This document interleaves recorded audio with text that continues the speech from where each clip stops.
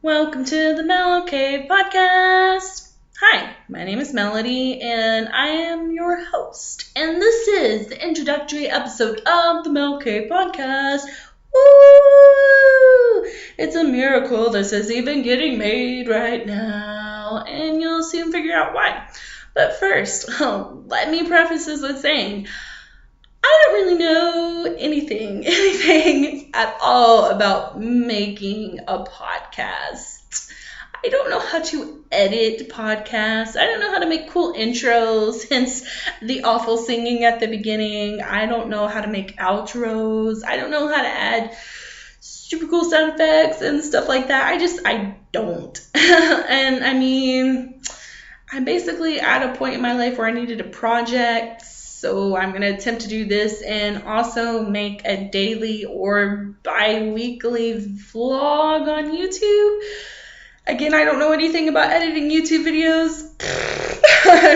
I'm basically just rolling with this. I mean, to be honest, I've already tried like 5 times to record this introduction because I don't know, I just didn't want it to sound terrible, but this one is gonna be the real one. So basically, gentle listeners, what I'm asking of you right now is if you could please just stick it out with me and let me get my feet wet, let me learn how to do some editing, and don't give up on me yet. Give me time to learn how to make a quality podcast for you. Thank you. That'd be super nice of you. That'd be like your one random act of kindness of the day. You'd be off scotch-free. It's like a super easy, right? Right, guys? Okay. So, without further ado, I'm going to read to you, yes, I know I said read, an introduction that I wrote for this podcast a couple weeks back, and I'm going to try to not make it sound super boring. But it'll give you a feel of where I'm coming from. So here we go. I have an addiction. An addiction to stories. Growing up, my parents would take me to storytelling festivals, and I would sit enthralled listening to each performer spin words into gold.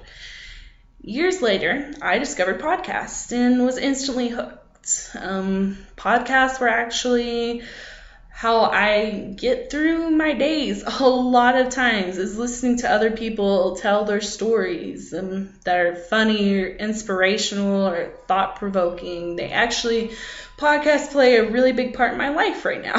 So they felt like home. They feel like home. I mean, so much so that 9 months ago, inspiration struck, and I decided to start a podcast of my own and tell my own stories and my own thoughts, make people laugh, and maybe help someone out there in the universe.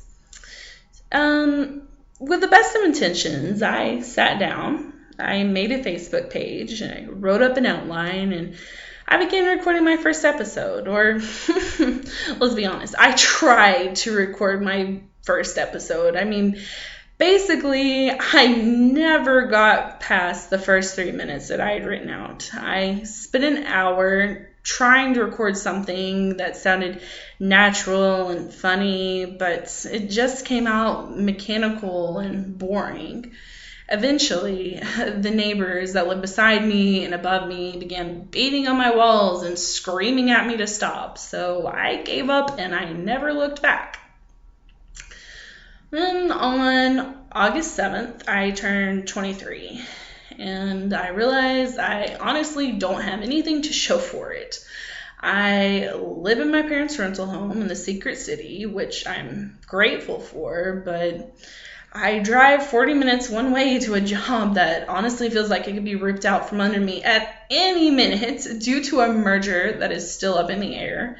Basically, a bunch of unseen CEOs are playing a game of chess with mine and my coworkers' lives, and at the end of a long day filled with trauma and stress and uncertainty and never being good enough, I go home and I make dinner for one, and I sit on my couch and I binge watch Netflix with my dog Jackson, and eventually I drift off to sleep. and then it's rinse and repeat the next day. And I know some of you out there who are listening know where I'm coming from. I like to think of myself as an artist. I'm a sensitive one, honestly, but I can't draw. I can't paint or sculpt, and I never felt like I had the time to take a class to learn any of these skills. I am a college dropout, and a college dropout who wants to go back to school, but keeps getting sucked in the undertow of the necessary evils of adulthood. I mean, the void is all consuming, people, and at 23, I feel like I'm honestly wasting my life. And up until August 11th, I plan to just keep doing that. Just keep searching for a job closer to home, keep paying for an education that I never got to finish, daydreaming of the day I would get to go back. Keep letting the fear of not having anything to say, the fear of stepping on toes or upsetting the people I love, of making something that sounds or look like crap, that fear hold me back. Then, at 7:30 one evening, the evening of August 11th, I sat in my mostly empty office, browsing the internet and waiting to get off work. And that's when I read the news that Robin Williams had shrugged his mortal coils and left this earth. And I was in shock. He was one of my mother's favorite actors, and I grew up watching his movies. He was a comedic genius and a kind soul who inspired so many. While his death was tragic, I found that the fact that Robin died ultimately due to his struggle with depression instead of old age, surrounded by the ones he loved as he deserved, is what really hit home with me. And it ended up being my wake-up call. Because here's the thing, okay? I struggle with depression too. There's been times when if various people in my life hadn't been there to pull me back from the edge, I might not have ever had the chance to record this today. And I know I'm not alone. Millions of people are affected by depression, many of those who go undiagnosed. And if you aren't directly affected by it, you often know someone who is. Depression is scary, and it's a non-discriminatory disease. It doesn't matter if you're poor or you're rich or you're white or black or man or woman. It doesn't matter. But it feels like everybody treats it like a dirty little secret. And why not? I mean, we basically live in a society that exonerates the extrovert, the eternally upbeat. Who wants the stigma of implied weakness attached to them? But the sad truth is that in most cases, it takes more strength to reach out and get help than it does to hold in the pain and remain silent. Now, you're probably saying, Melody, you're all over the map. What's your point? I guess what I'm trying to say is that night I realized that it could have been me. Honestly, it could have been any one of us. I know it's one of the most cliche quotes in the book, but life is so short and so precious, and time waits for no man or woman. I realized I can't hide behind the excuses I kept making for myself in order to justify chilling out in the monotonous loop that had become my life. So here are the facts. I'm going to make a podcast, also maybe a vlog. It will most likely be a weekly podcast. It's not going to have a set theme. It's basically just going to be about a 20-something-year-old female and the way she views the world.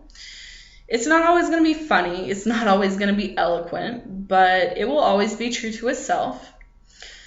It is highly, highly likely that the only person who will ever listen to this is my mom. Hi, Mom.